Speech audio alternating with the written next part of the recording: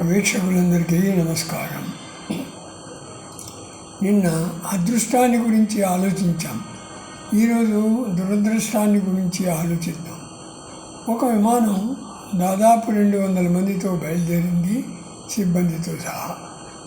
బయలుదేరిన కాసేపటికే ఇంజన్లో లోపం వచ్చి ఒక్కసారిగా సముద్రంలో కూలిపోయింది అనుకుందాం. విమానంలోని వారందరూ చనిపోయారు.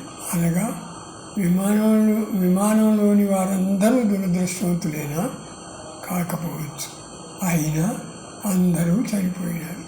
కావున అదృష్ట దురదృష్టాలు ఉన్నవో లేవో ఆలోచించగలరు. ఇక తందనాలు చదువుతాను. ర్యాగింగ్కి ఎంతమంది బలో పగని కాదు, కానీ ఆట పట్టించడానికి మొదలైంది.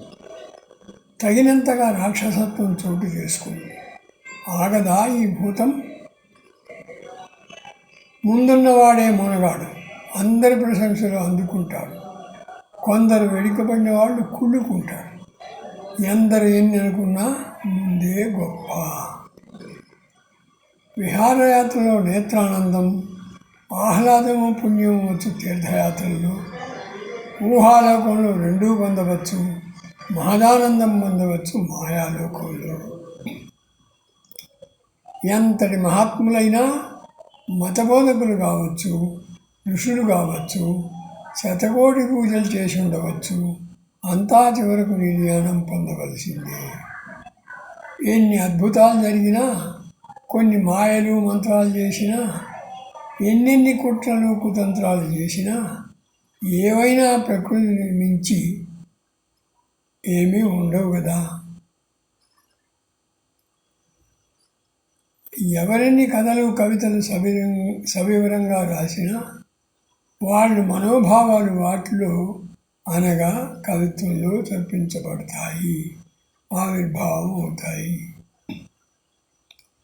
మరి మహావృక్షమవుతుంది.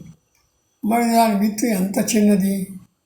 గోడల నెర్రెల్లో దాని విత్తనం పక్షులు విసర్జించు, పెరిగి గోడనే పగలగొట్టు. విత్తనం ఎంత చిన్నదో మరిది మహావృక్షము. ఎంత చిన్నవాడైనా మహాత్ముడవు. కొంత నిబ్బరంగా ఆలోచించు, కాస్త చిన్నదైనా చిన్న చూపు వద్దని. ప్రస్తుతం ప్రజాస్వామ్యమే లేదు. నత్తనడకన అభివృద్ధి కార్యక్రమాలు, మతతత్వ పార్టీలు రాజ్యం వెళుతున్నాయి. శతవిధాల రాజరిక పాలనే.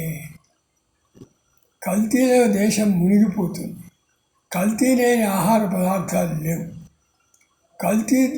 కల్తీలతో మానవుడు ఏమైపోవాలి? కల్తీలతోనే కాలం గడపాల్సిందేగా. సాగరునికి విహారయాత్ర చేయాలని కోరిక. గగన విహారం ఎంచుకుంది. తగినంత మేఘరూపంలో నింగిలో పౌర్ణమి సాయంతో విహరించే. యుగాది ప్రాంతాన్ని బట్టే తేడాలు. యుగం ఎప్పుడు పొందుతుందో తెలిస్తేగా. యుగాలెన్నైనా భ్రమణంలో మార్పు ఉండదు. యుగాంతం ఎప్పుడో ప్రకృతి ఎరుక. మానవుడు చేసిన బొమ్మ దేవుడని, కనపడిన శక్తి అందులో ఉందని, వనదేవతలు వనాల్లో, కానదేవతలు కానల్లో ఉన్నారనే భ్రమ.